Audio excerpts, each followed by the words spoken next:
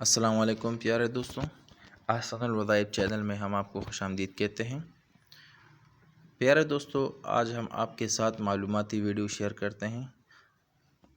نواسۂ رسول جگر گوشہ فاطمہ رضی اللہ تعالیٰ عنہ حضرت حسین رضی اللہ تعالیٰ عنہ کے بارے میں۔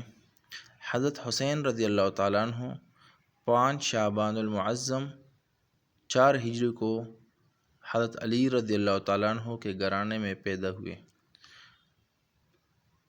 آپ صلی اللہ علیہ وآلہ وسلم کو جب حضرت حسین رضی اللہ تعالیٰ عنہ کے ولادت کا پتہ چلا تو آپ صلی اللہ علیہ وسلم فاطمہ رضی اللہ تعالیٰ عنہ کے گھر تشریف لے آئے اور برکت کے لیے حضرت حسین رضی اللہ تعالیٰ عنہ کو اٹھایا اور اپنے زبان مبارک ان کے منہ میں رکھ دیا اور دائیں جانب کان میں اذان اور بائیں جانب اقامت کی۔ آپ رضی اللہ تعالیٰ عنہ صورت میں محمد رسول اللہ صلی اللہ علیہ وآلہ وسلم کے مشابہ تھے۔ حضرت حسین رضی اللہ تعالیٰ عنہ زبان نبوت سے کیا خوبصورت الفاظ ادا ہوئے ہیں۔ نبی کریم صلی اللہ علیہ وآلہ وسلم نے فرمایا، اے اللہ، میں حسین سے ہوں، حسین مجھ سے ہے۔ ایک اور جگہ پر حضور نبی کریم صلی اللہ علیہ وآلہ وسلم حسن اور حسین کے بارے میں فرمایا کہ حسن اور حسین تو جنت کے نوجوانوں کے سردار ہیں۔ آپ صلی اللہ علیہ وآلہ وسلم حسنین کریمین سے بہت زیادہ محبت فرماتے تھے۔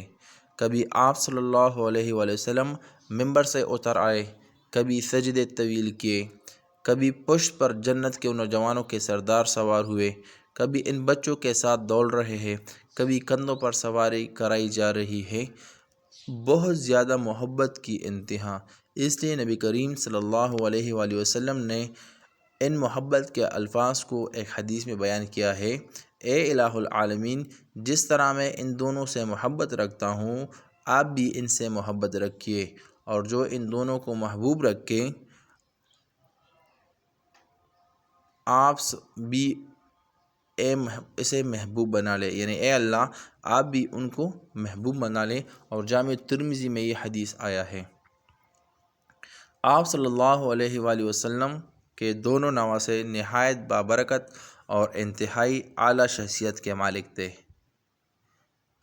بوقت شہادت پشت مبارک پر بہت زیادہ نشان تھے۔ حضرت زین العابدین رحمۃ اللہ علیہ سے پوچھا گیا تو فرمایا کہ اس سامان کو اٹھانے کے نشان ہیں جو آپ اپنی پشت پر لاد کر بیوہ، یتیم بچوں اور فقراء و مساکین کو پہنچاتے تھے۔ آپ رضی اللہ تعالیٰ عنہ انتہائی عبادت گزار تھے اور ہر وقت اللہ کی عبادت میں مشغول رہتے تھے۔ جب شمر کے بندوں نے آپ رضی اللہ تعالیٰ عنہ کو گھیرے میں لے لیا اور آپ کو بہت زیادہ زخمی کیا تو اس جنگ کے عالم میں بھی آپ نے نماز کو نہیں چھوڑا، اور پھر آپ رضی اللہ تعالیٰ عنہ کو 10 محرم الحرام کو کربلا کے مقام پر شہید کیا گیا۔ آپ رضی اللہ تعالیٰ عنہ کی زندگی کا ہر ایک لمحہ، ہر ایک موقع، ہر ایک واقعہ ہمارے لیے مشعل راہ ہے۔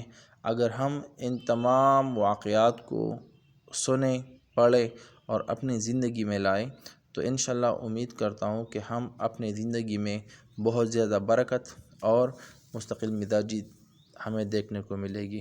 اللہ تعالی ہم کو حضرت حسین رضی اللہ تعالیٰ عنہ جیسا صبر، استقامت اور دین سے محبت عطا فرمائے، اور ہر حال میں دین کی سربلندی اور دین کی استقامت کے لیے ہمیں قبول فرمائے، اور اللہ تعالی حضرت حسین رضی اللہ تعالیٰ عنہ کے جن بندوں نے ان کو شہید کیا، اللہ تعالیٰ ان کو تباہ و برباد اور ان پر تا قیامت لعنت ہو، اور جن بندوں نے بھی ان کی شہادت میں حصہ لیا، ان کو قتل کرنے میں حصہ لیا، اللہ تعالیٰ ان کو ہر حال میں دنیا میں ذلیل و خوار کرے۔ آمین یا رب العالمین۔